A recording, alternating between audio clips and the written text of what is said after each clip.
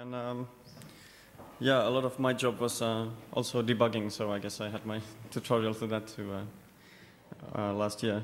But it's also an interesting way to get to know like many areas of Blender when you just read a bug report and Ton wants to know if it really is a bug, and then it uses a feature that you have never heard of, and then you first have to ask the others that, hey, like, where is the user interface for this feature, so I can perhaps try it, and then you figure out that perhaps there is really a bug, and then try to find a place in the source and wonder what's going on, and then ask Ton that, hey, I think you should take a look at this, and then learn something from the commit when he fixes it, and you see the diff to the like, and then you can see what the bug was. So yeah, that was a big part of my job at Orange. But then we did all sorts of other things too, and well, basically, if we look at the production files of the Elephant Stream, this script folder is basically where most of my stuff is, and but also things from Basse and Bassam, and well, stuff from other people that we tried during the project.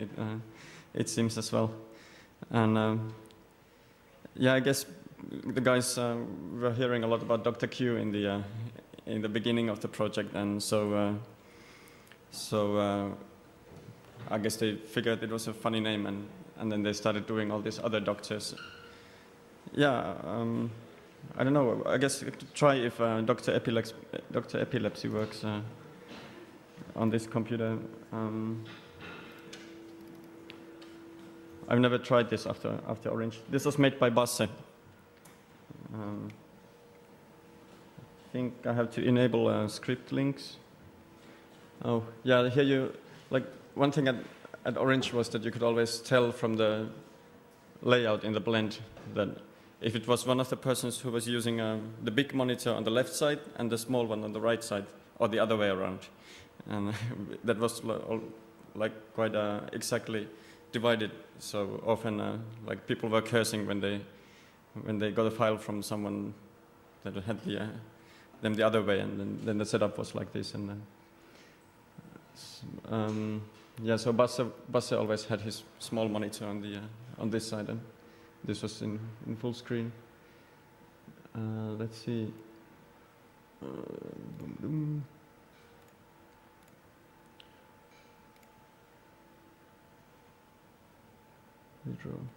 Yeah, works perfectly. Yeah, this is Dr. Epilepsy. It's just on frame change, it changes the background color. And that's just something that Basse did one morning just to annoy himself, I guess. And it got a bit popular for a while. Like, I think Bassam was like rigging a full day using this mode of Blender where this stuff happens. Yeah, one word about Blender integration, perhaps, because as you know, like the Blender doesn't really allow, like, it doesn't have a plugin system in the way that you can just add tools to where the tools are. So currently, you either just add them to the C core or put scripts that are a bit sort of not in the real user interface, but somehow, somewhere, perhaps. And I think it was another trick from Basse that we started using the help menu. So this is where all the Orange scripts we registered them. So for example, the script that submitted a job to the render farm was in the help menu called Dr. Seed, because we were using the Xseed render farm, and also the film Zardos has talk about guns and seamen. So Seed was sort of the obvious name. So yeah, this was the integration that we used. That we just put the things that we needed in the help menu, and the help menu then had the orange commands. Yeah. Basically, yeah. If like I haven't prepared like any certain set of things that like I must show or something like that. I don't know what's like the more interesting for you guys, but we can just go through a little bit, like what's there. I would like to test some of the modeling tools if I can find them somewhere, because it seems that they're not all on the DVD, or perhaps they are in a different place. And then there's the whole render farm thing. That's a totally separate thing from the things that were actually used inside Blender. So I don't know what is more interesting, but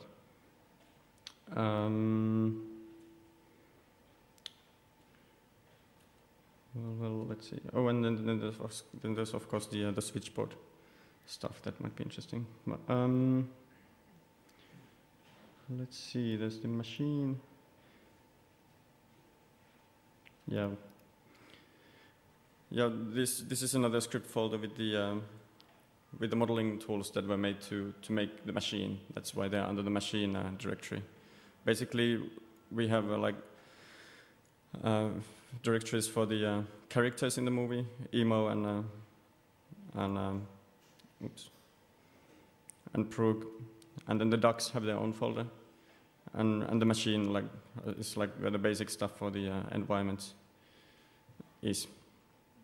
So there's another scripts folder where there's some tools, and I'm gonna try this hang curve thing.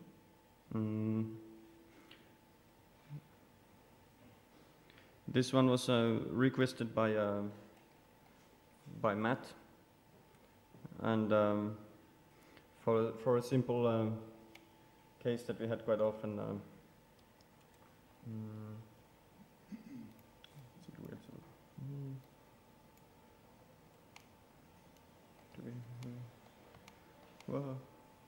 Well, this is basically what this does. That you just select two objects like this, and then you run the script, and it puts a hanging curve between those objects. And yeah, I think this is like a result from the production version. And yeah, it doesn't seem to be apparent, but like for example in the running scene where there's lots of files hanging around, they were using this script to just click and execute to just add a lot of wires there, and the like how it does this is really simple. Like it just gets the face normals of these objects, and then puts the first Bezier control. I guess it is in the direction of the normal, and then just adds a third point in between that is just pulled directly down, like gravity was pulling it, and it seemed that I had it as a constant here that you can set how much, like now this has gone like 3.5 Blender units down from from where it would be if it would just be connecting the two things directly. And does it follow automatically if you lose one? No, I didn't implement that here because it wasn't needed, it seems. But it would be easy to just to parent it there, because this was used so that the environment was modeled already, and then they just added wires as the sort of the last thing. And is this included in the DVD? Yeah, this is in the machine directory. Whoa. Is it this one? No. Is this the DVD? Yeah. So in the orange production files in the machine scripts, there's where these modeling tools seem to be. Now, did any of these tools make it for, I guess, are these in the current CVS at all? No. I think the only thing I added during Orange there in the as a script was a UV copy script that because we had to like redo some of the meshes sometimes, so people didn't have to do the UV mapping again. But what most of this work was actually to get this done was fixing the Python API, because the Curve API was actually left a little bit unfinished. There was a good guy, James, how do you pronounce his name? Pignut, some years ago, working on it, but he was like an elderly man, and he actually died a few years ago, and there were some parts of code that were untouched since he went away, and like just creating 3D curves, there were some things missing, but there was also a lot of because of the code was unfinished, and like it caused memory leaks and crashes and corrupted curves, and it took me like a year ago, I think like 2 weeks to get the Curve API with help from people like Ken Hughes and others in the Python team to get it stable enough that it could actually be used to generate lots of new geometry where it's not nice if you like corrupt something every time you create a new curve. So that sort of stuff, of course, is in the CVS, but I didn't put because this was quite specialized. Like this was just made to be able to make the movie, but of course we can look at if there's something useful. Yeah. Could you run this script now? Yeah, I guess so. Like sometimes I was using versions of. I guess I could just delete this. We're gonna. Well, I have here. So. Why am I not selecting? Yeah, I noticed it's a bit hard to see from this. So this is how it should work, and when it says anything strange, let's execute it. Whoa.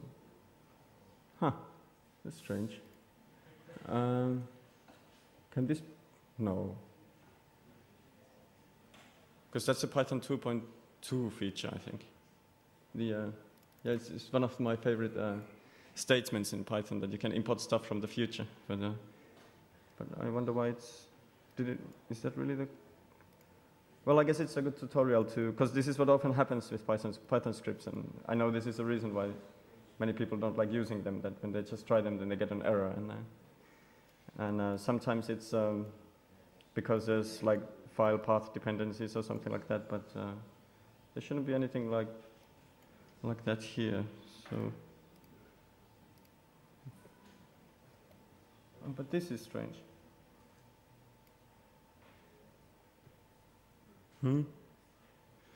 Because, huh? Yeah, but this is a built-in feature of the interpreter. It changes the behavior of the dividing in.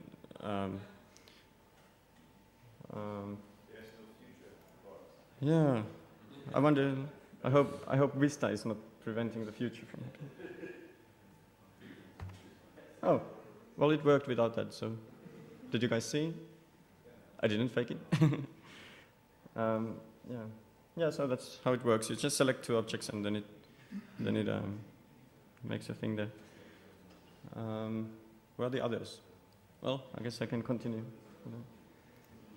So that's a really simple thing.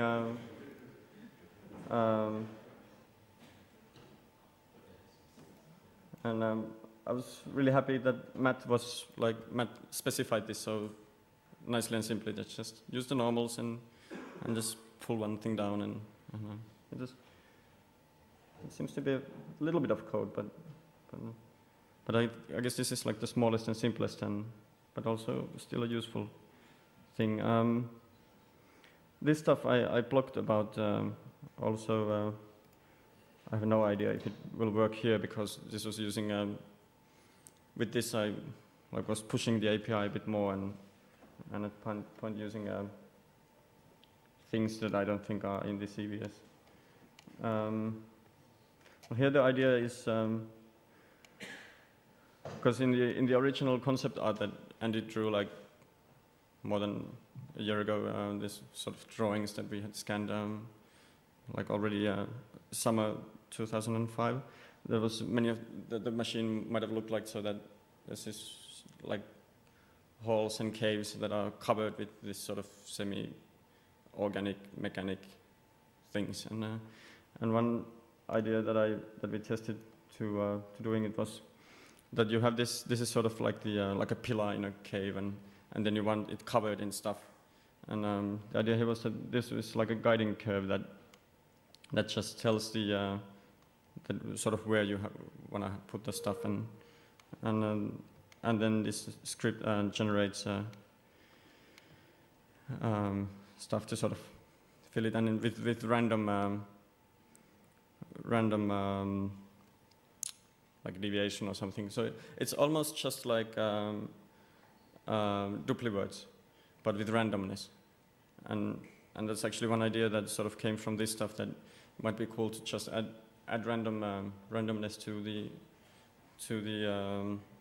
internal dupliwords, because they are, I think, quite nice otherwise. So, but yeah, like in the thing that I blogged about this thing, I tried to achieve it so that yeah, this needs the script UI library, so it doesn't run out of the box here.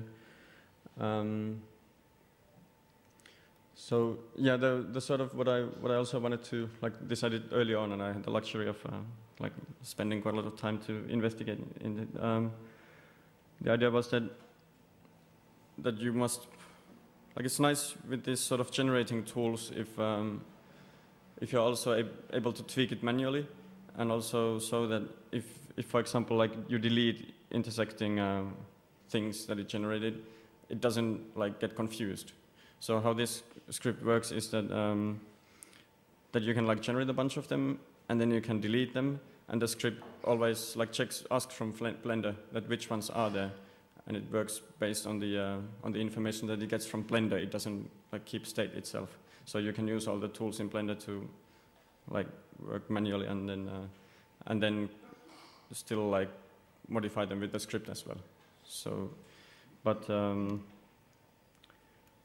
this we didn't really use in production. It was yeah, this a bit was too well, actually we didn't do much this kind of stuff in the end in any way to the except for the hand. That's when the guys right at the end when the Hand of Death was the Colossus of Rhodes was like they were finishing it, then it was like that this might have been, but this is that was of course just one hand. It's better to just make it, and but that was like more like a joke that might have been good to have then, but wasn't really that needed in the end for other things. But for me it was a really interesting thing to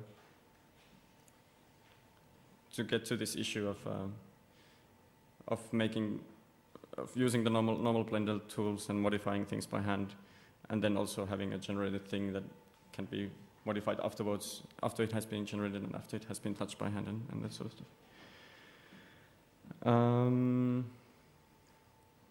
I still see no others, so I can continue.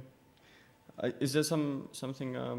Would you like to see more of the modeling stuff, or or hear something of the render farm, or? Okay. Well, perhaps I go to animation then. If, I don't know if I had any interesting. Well, this was a chunk generating script, because that was also one idea, that there's a lot of stuff hanging around. I don't know if I have any test results here. I guess not. Yeah, this uses. We had a junk blend with just one library blend with all the random pieces of junk that we were using in many places, and what this did was that it read stuff from that library, and then it actually put stuff on a given like geometry based on the vertices, I think, in the so it's another like duplicate like thing with randomness, random placing of stuff,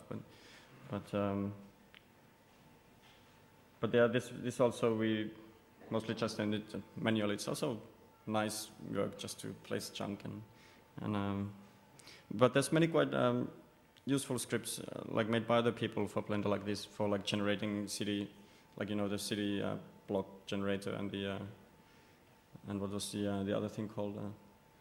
So it wasn't like too much of a pity for me to not have to finish this, because I knew that other people have made similar things that are useful already. So, but that was like one where we experimented a bit. Well, this is a bit fun. Let's see if this test works.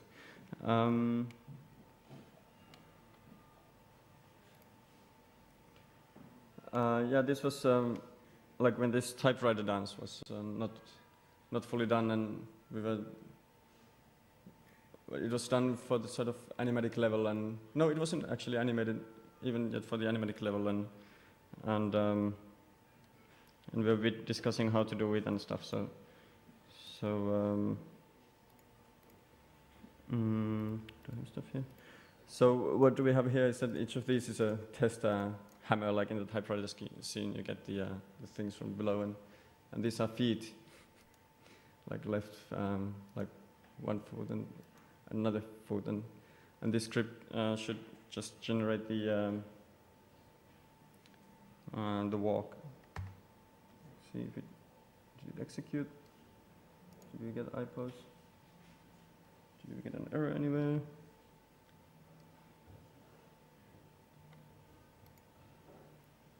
Did I press the right key? Huh? No, I get a P at least in the air.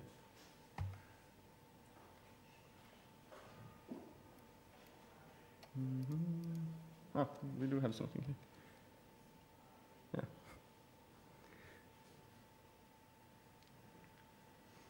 So this is just a little test to test the idea of like because the idea in this one was that that the script just detects based on the upwards coordinate when the foot is below, or when the foot is hitting the ground. Oh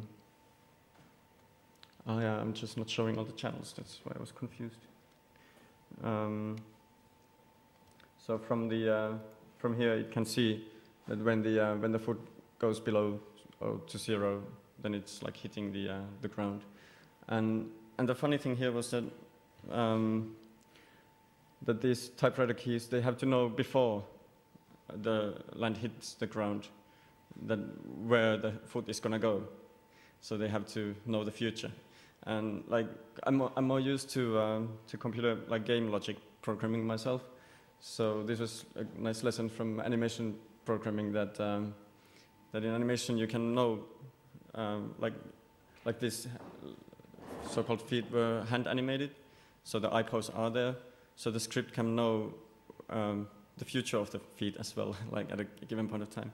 So it was doable to just, I think that it's these are just constants that set the time that the hammers use to that when they start coming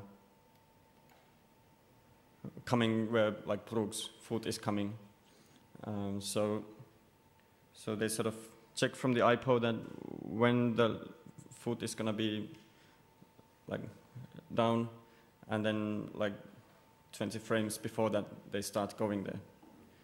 So this what this script does is that it generates such IPOs for all of these steps that they match Brooks' feet. And the idea that how to animate emo then, like when these hammers go away, would be that like Brooks' steps like in this way, like concretely set where the hammers go, and then emo just has to like try to jump and follow, like playing sort of like following Brooks' dance, but as you have seen, that's not how it was made in the end. We made it so that emo just walks as if there's no, as if he's walking on a normal road, and he's just ignoring these things. So sort of the whole way how the control goes when it would work like this was not used at all in the end. And then also Matt figured out a nice way to use actions to make the hammers come up nicely and and that sort of stuff would have been too complicated to script. So also this thing wasn't actually used, but it was used in the sort of testing the ways, like how the control would go with the keys and the guys, and for me it was a good lesson from that it's nice to read and generate IPOs to make new animations based on animations in Blender, because that's what this does basically.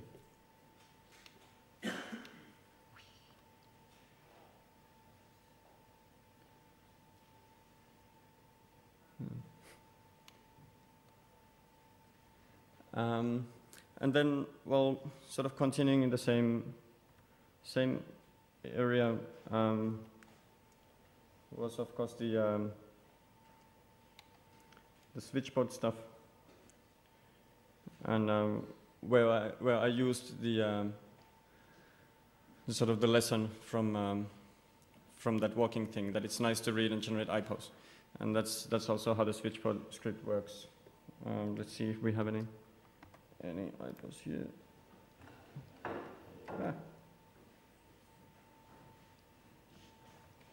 It's not taking my Alt press. No. Nope. Let's see if we can execute.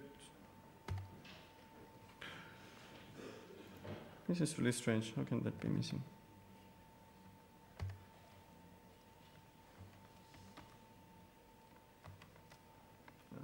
Yeah, this is better shown from the actual production files. I might test that, but basically, oh, and this doesn't even show it. So let's try it from the actual file. Close it.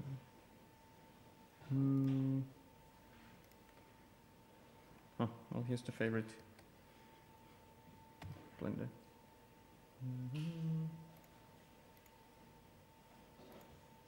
Oh crap. I need to copy files over a little bit. I'm sorry I didn't finish that in time before the...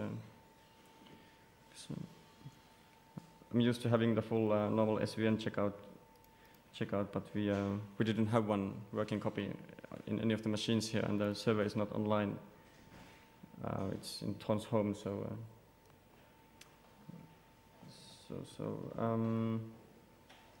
let's see, how can I do this?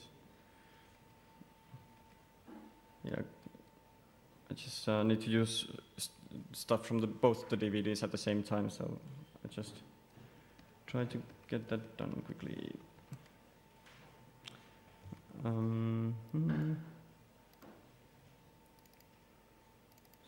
I need machine.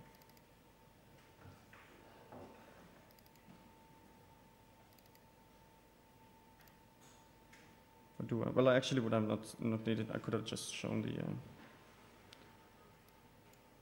Just need to switch the DVD.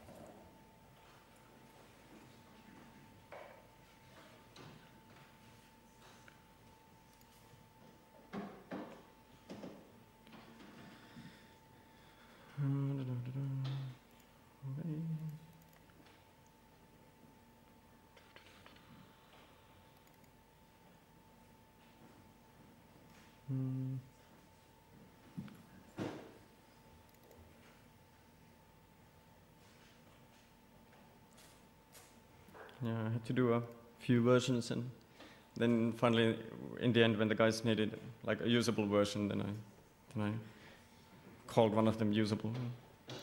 This is what's used in the movie. Yeah, the idea for the switchboard script actually came from there was a funny festival called RoboDoc here in Amsterdam, a festival of like robotics art, and they had this sort of an installation where there was kind of this path that you had to take, and there's water hoses, like water, like stuff like just shooting water on both sides, like in Mission Impossible or something. You have this place where there's lasers going, and you must go like carefully between the lasers. They had the same thing, but with water things, so it didn't like hurt too bad when you lifted your head and got hit by the water. And then I just got the idea that it might be fun to do such a thing in Blender, where you'll have like two walls and things in between, and then there was this idea that it would be moving, and then later there came this. We were that was quite early on when we were thinking about possible themes for the different sets, and then the whole idea of communication devices came. So this became telephone or telegraph wires.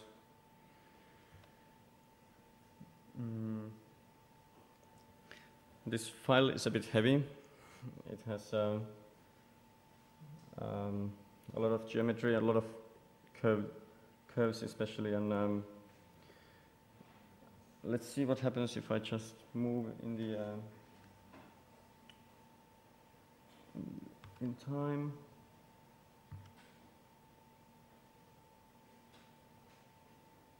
Yeah. Is something telling me the frame number, or is Vista hiding it? Ooh, go away.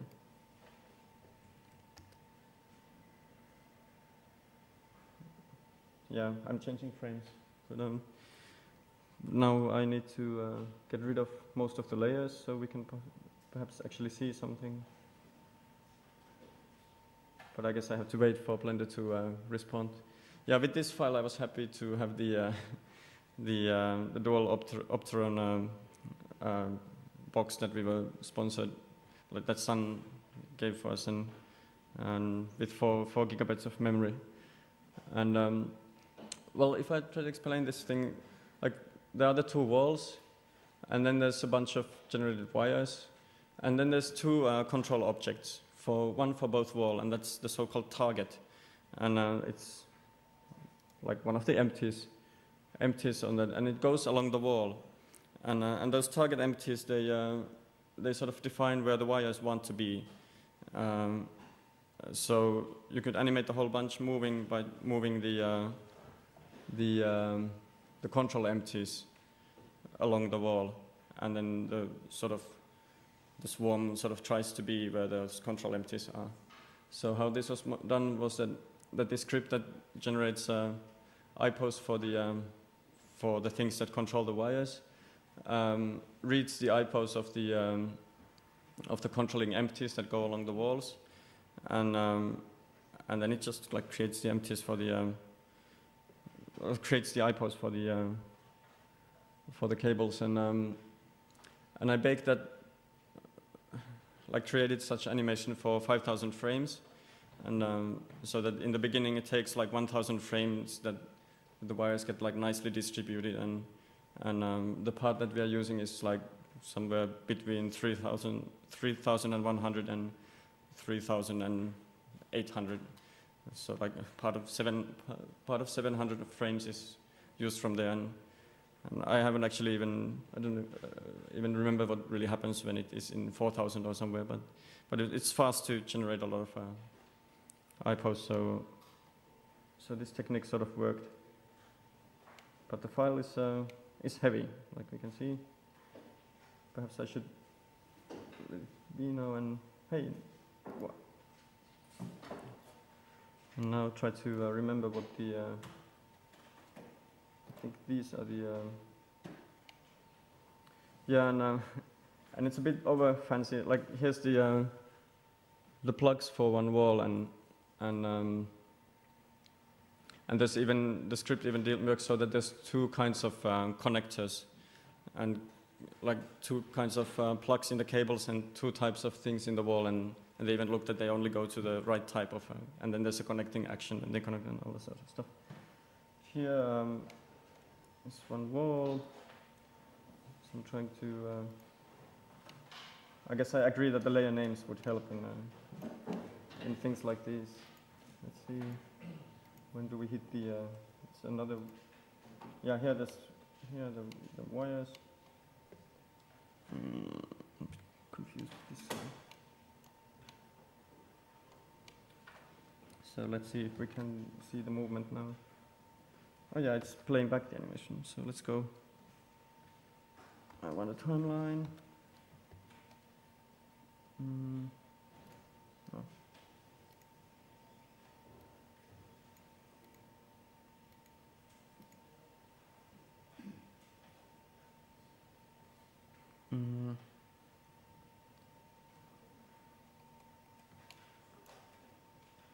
Well, let's see if I.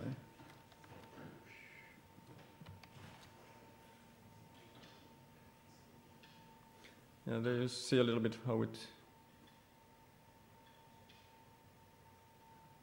it works. This is like too early on in the beginning, so they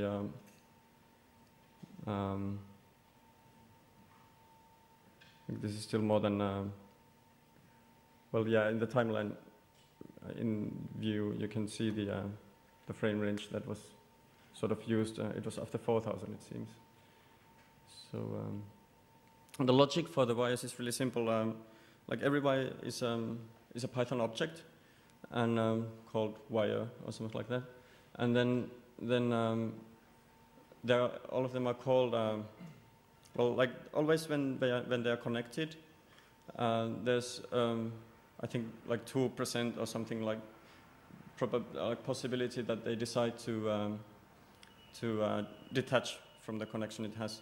And no, actually it works so that if it's far from the target thing that where it should be or where they like want to be, then the probability for them to detach grows, I think. And then when it detaches, then it just selects a new target socket and goes there. And yeah, like now the target probably was far away for many of them, so many of them had to start to get moving. And so how I then animated this was just making this different things with the control empties, that sometimes they were like moving in the same area, but sometimes like there's a part where they go through the whole hall, and then we could just see like what parts of that were like usable. And I think this is used in like 3 different shots, so that the different parts of the thing are in the background. And How did you do the cables themselves? Were those just curves or like yeah, I guess you could try to see one. Oh, this is the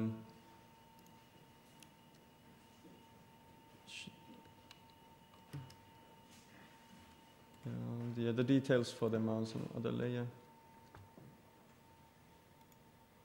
Whoops. Not here. Not here. Oh, they're linked things, so they're missing from here. It's I guess where would we see perhaps in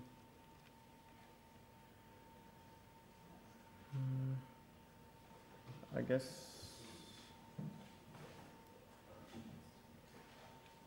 yeah, it's again on the other DVD, but it's quite an elaborate construct with hooks and a mesh plug that's like connected with a vertex parented hook whatever to the end of the wire, and then there's yeah, but then it's a 3D curve so that it does sort of the bending. We even constructed a sort of an armature bone setup for it, but that wasn't used, I think, in the end. Bassam actually built the actual objects for the wires, I think. Yeah. I think it was you. Yeah, this is one question. Yeah, what about Like intersecting? Yeah, it doesn't check that at all. But if you see them, you can just delete them, and if you, like if some wire is behaving really badly, but yeah.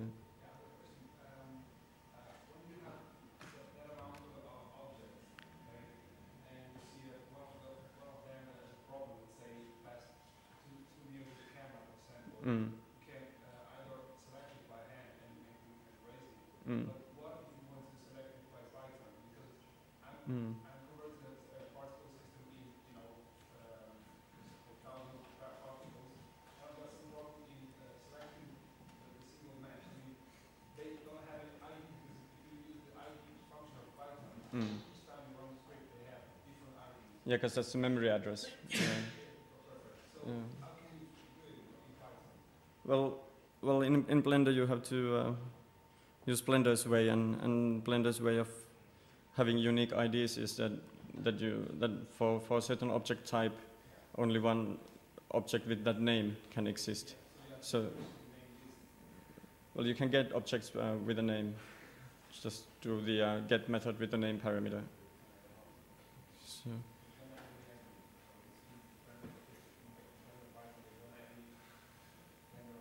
They do. Blender IDs are names. That's the Blender ID system.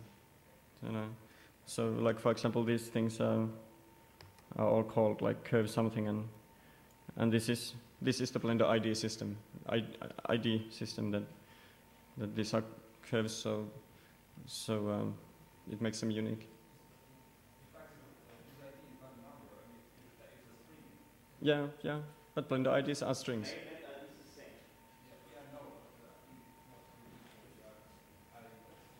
But that's how Blender works. Yeah. So and you can just happily work like that in Python in Blender as well.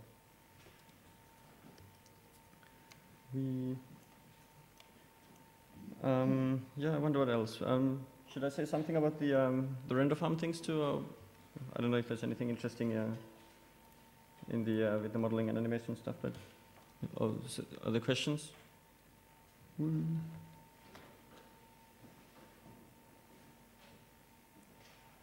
Moving.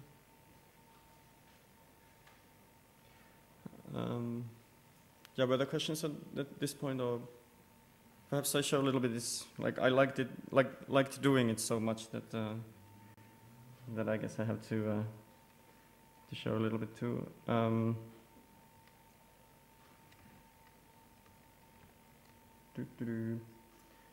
Okay, it's good that I copied them on the. To here, because now they're on the other DVD again.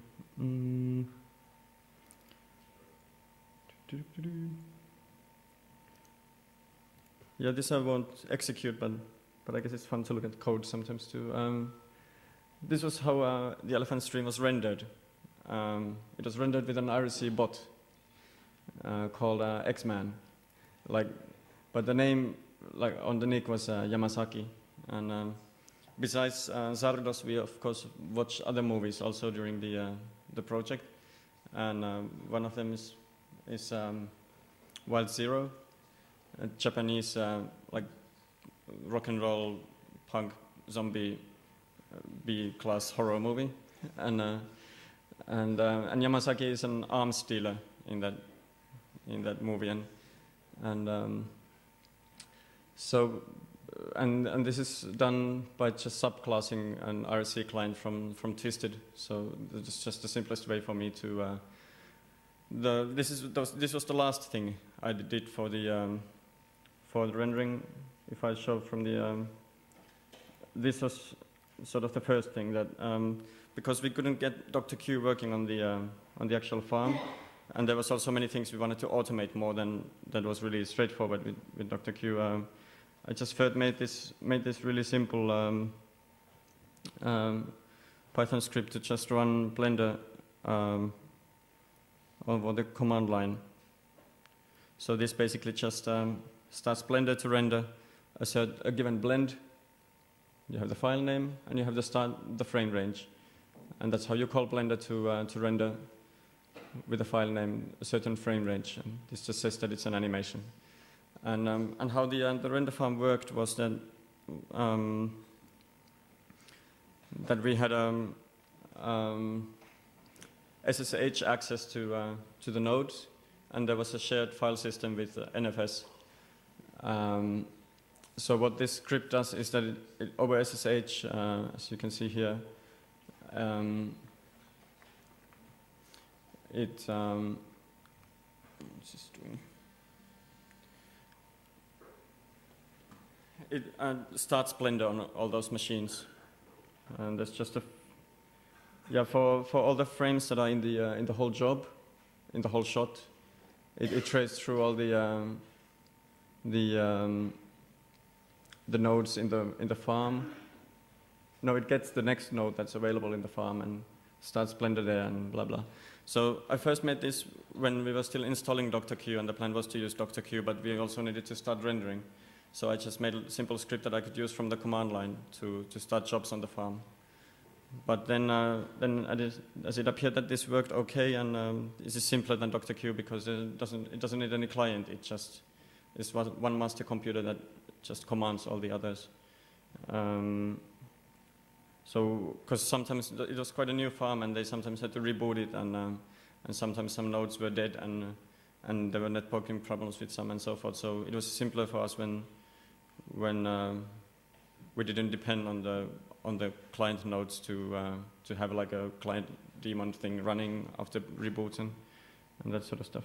So this I already had, but then when it noticed that we wouldn't get DrQ working, and also because the farm was in the States, we needed like a practical interface to it. And well, we could have used, we tried X11 like networking stuff, but it didn't work with the Macs today. And we could have used VLC,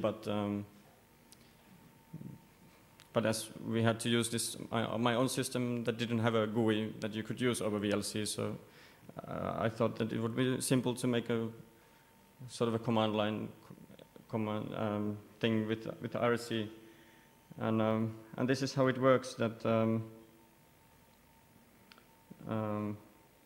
yeah, this is what it can do. These are the commands that it knows. And you can ask the status of the rendering. It will tell that what is it doing, and is it busy with the job, and then there's another function to tell that what jobs are done already, basically like which shots have been fully rendered and which are not, or well, which are, and then what's in the queue, and then you could ask it to redo, like if you had a mistake, you want to redo a shot, you just say redo and the blend name, and then you can ask like how many blenders it has running, and whether it's busy doing something, and then this is the only thing that Bassam as a director requested that the rendering system should have, and it's just another Zardos thing. Yeah, here's the make havoc method. So it's just a quote from Zardos. But these other things, they like command the blenders that the system has running, and yeah. So, for example, the redo. Where do I have the? Yeah, and this was sort of how it was useful. That you could just from the help menu select DrC it in Blender, and then you would see an RSC in a while when the stuff had been synced to the states that it says that starting job, and then you can continue with work, and then when it's done with the job, then it. Another message appears on RSC that now it's been done, and that's how like Andy and Matt were using it.